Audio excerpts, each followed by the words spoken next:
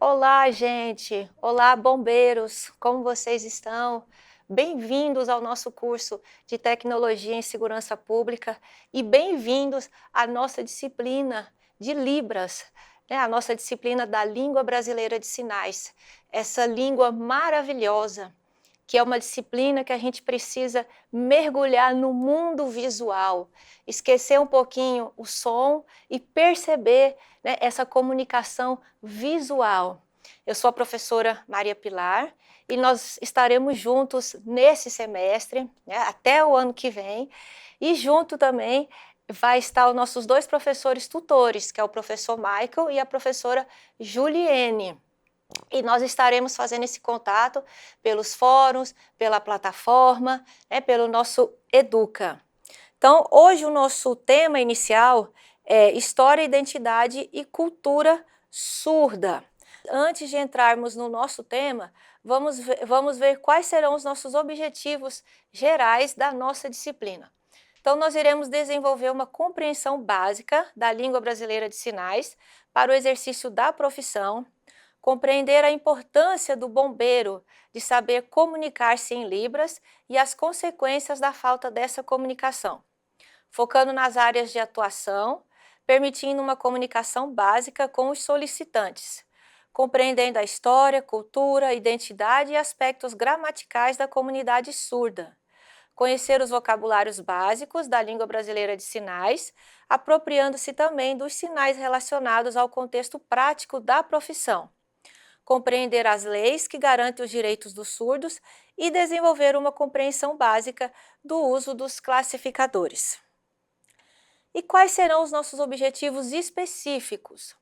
Então, nós vamos compreender a história, cultura, identidade e aspectos gramaticais da comunidade surda, conhecer os vocabulários básicos da língua brasileira de sinais, apropriando-se também dos sinais relacionados ao contexto prático da profissão, compreender as leis que garantem os direitos dos surdos e uma compreensão básica do uso dos classificadores. Tranquilo, galera?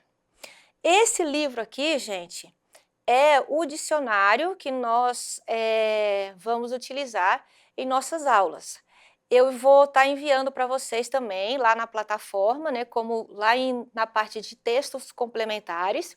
Ele é um dicionário bem didático, ele é todo separadinho, né? Então ele é separado alfabeto, números, cores, animais, né, família. Então ele é bem didático. E eu estou mostrando aqui para vocês, não é obrigado, não, vocês não são obrigados a comprar, tá bom? Só compra quem quiser. Mas os sinais que nós vamos utilizar aqui, eu também vou estar disponibilizando para vocês lá na nossa plataforma. Tranquilo? Então vamos lá. Então, para a gente conhecer um pouquinho dessa história, né, dos surdos,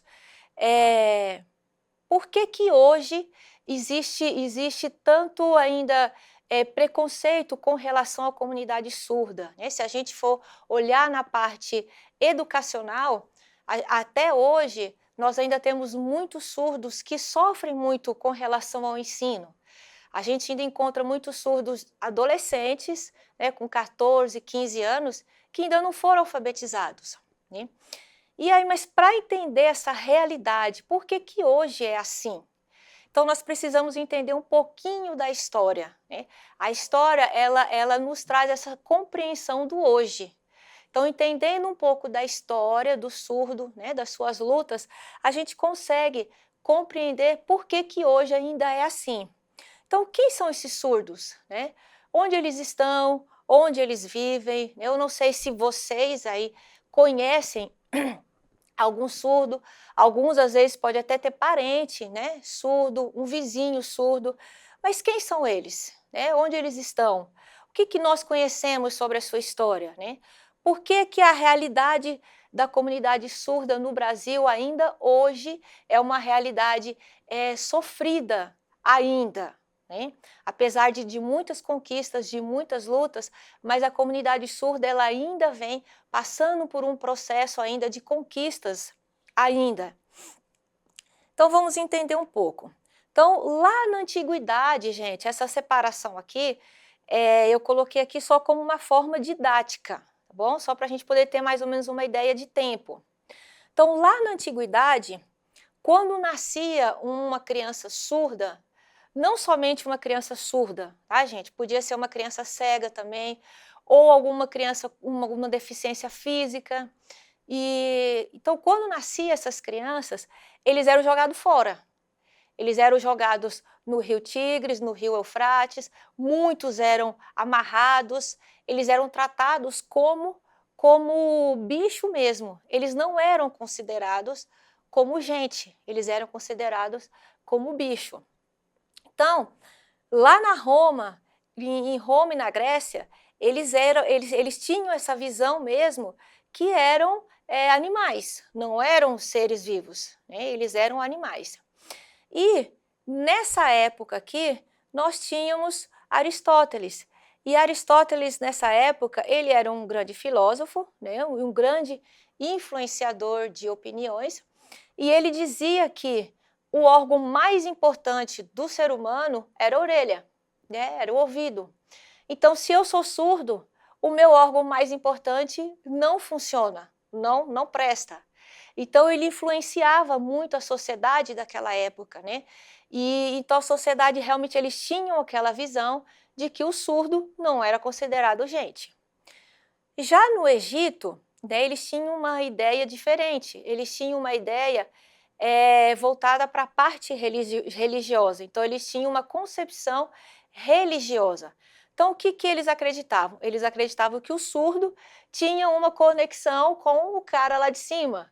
Então, naquele silêncio que o surdo vivia, né, eles conseguiam ter uma ligação com os deuses. Bom, e naquela época, né, a sociedade ela era dividida por feudos, né, os senhores feudais. E os senhores feudais, né, muito, né, poderosos, eles não queriam dividir a herança deles com outras pessoas. Então, daí, como que eles começaram a fazer? Eles casavam muito entre eles, né, para não dividir essa herança. E nessa questão de casar um com o outro, começou a nascer muito surdo.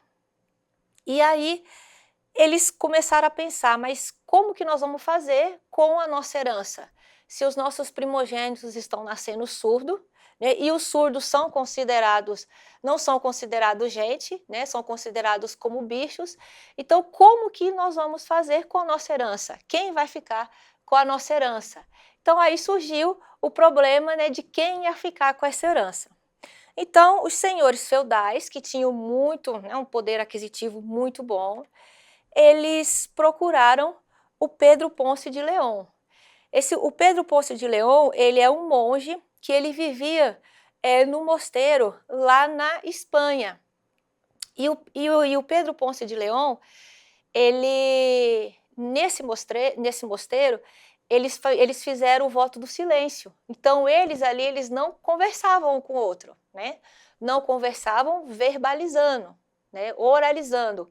Mas tinha uma comunicação entre eles, né? Porque como é que eles viviam ali dentro? Eles não podiam falar, mas tinha uma comunicação entre eles. Então, esses senhores feudais, eles procuraram o Pedro Ponce de León e eles falaram assim para ele, ó, é o seguinte, nós precisamos que os nossos filhos falem pelo menos os sacramentos da igreja, que eles entendam pelo menos o sacramento da igreja. Porque se eles, né, conseguissem pelo menos compreender, né, entender os sacramentos da igreja, a herança podia passar para esses filhos. Então, o Pedro Ponce de León, ele recebeu esses filhos surdos nesse mosteiro e ali eles foram criando, né, sinais, eles usavam sinais rudimentares, ele utilizava também da escrita, da oralização, da datilologia. O que seria essa datilologia? Datilologia realmente é a letra por letra, né, mas próprio da época que eles utilizavam lá na Espanha. E aí o Pedro Ponce de León, ele só não conseguiu ensinar os sacramentos da igreja, como ele também ensinou aquelas disciplinas próprias da época, como astrologia, física, teologia. Então, ele contrariou a afirmação de Aristóteles. Só que o Pedro Ponce de León, ele atendia só os filhos surdos de famílias ricas, né? Aqueles surdos que não tinham condições não podiam procurar o Pedro Ponce de León. Mas aqui já iniciou a educação dos surdos, né? Então foi na Europa e o Pedro Ponce de León ele recebeu os créditos como o primeiro professor para surdos. Dessa época, nós temos poucos registros, porque como eles faziam o voto do silêncio, então não podiam publicar muitos materiais, né? Mas o que nós sabemos é que ele usou da escrita, da oralização e também de sinais bem rudimentares para fazer esse trabalho com os surdos. E aí, mais adiante, nós temos o Lepê. O Lepê, ele também acreditava na comunicação visual, né?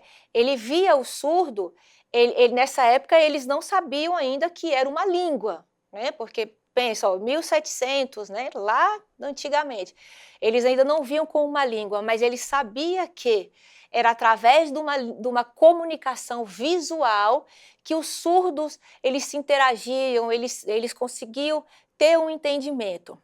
Então, o que o Lepê fez? Ele criou o Instituto Nacional para Surdos Mudos. Eu até grifei aqui, gente, ó, porque naquela época chamava surdos mudos, mas hoje em dia não se fala mais a palavra mudo, tá, gente? Mas naquela época usava. E ele fundou, esse instituto, ele era público, então não era pago. Então o Lepê, ele é considerado o pai da educação pública para os surdos. E ele, junto ali com a comunidade surda, eles foram desenvolvendo, né, uma comunicação, e eles desenvolveram uma comunicação que a gente chama de sinais metódicos.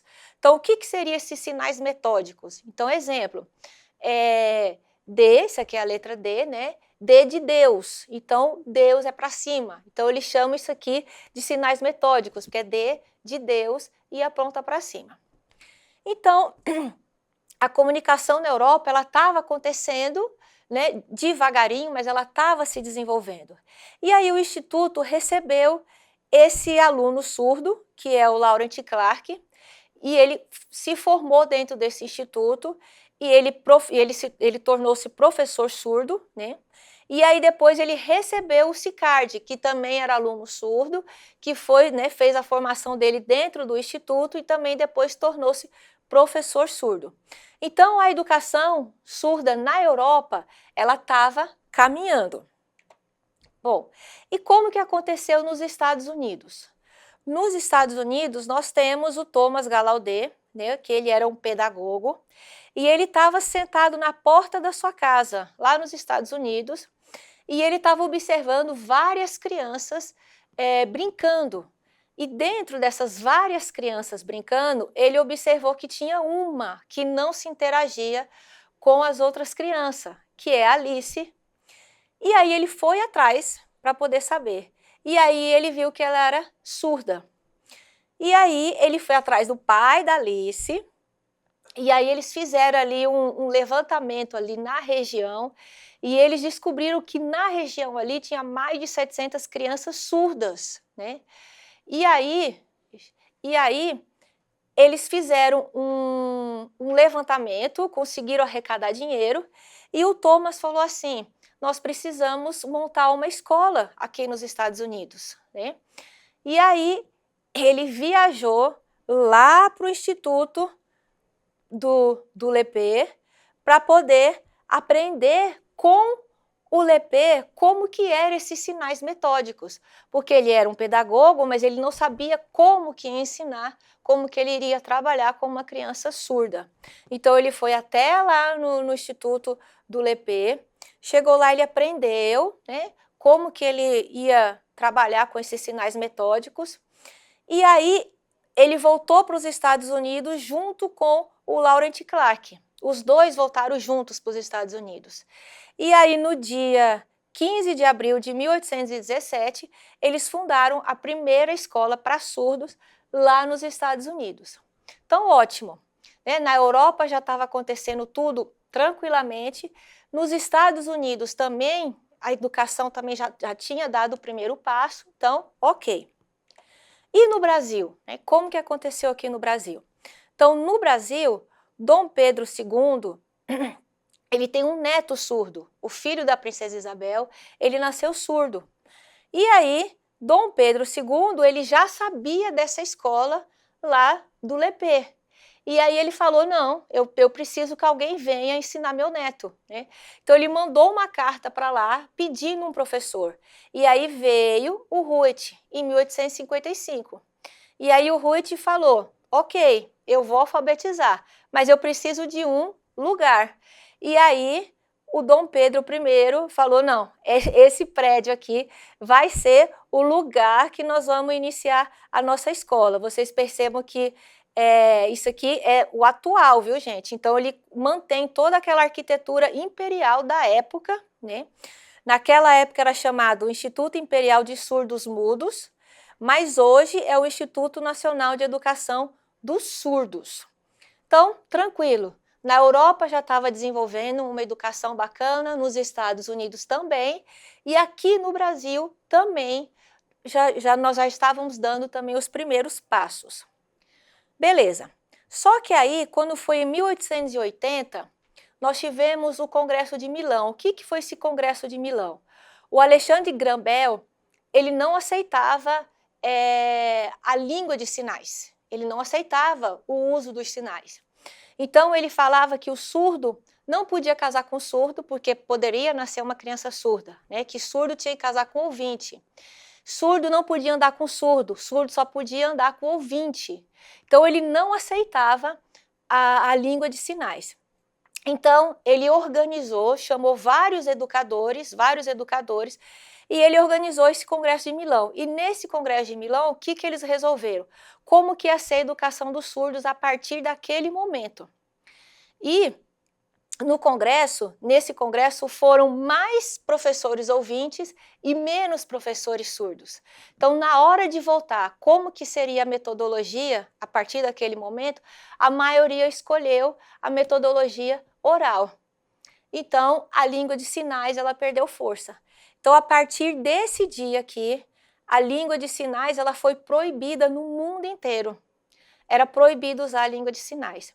É claro que alguns lugares bem pequenos, eles ainda conseguiram resistir, mas a maioria, eles não conseguiram resistir. Então, todas as escolas onde tinham professores surdos, dando aula para alunos surdos, professores de matemática, de física, de teologia, esses professores foram mandados todos embora, e a partir daquele momento, os surdos, eles precisavam ser oralizados dentro da escola. Tranquilo, gente? Então, agora eu vou pedir para vocês assistirem, né, esses 3 filmes, tá? O Milagre de Anne Sullivan, Seu Nome é Jonas e A Linguagem do Coração. Vocês assistam e eu vou estar mandando para vocês também esses 3 filmes lá na nossa plataforma. Vocês vão amar esses filmes, gente. Eu vou pedir, por favor, que vocês assistem. Vocês vão chorar muito.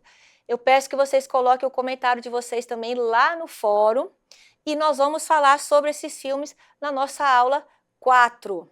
Combinado?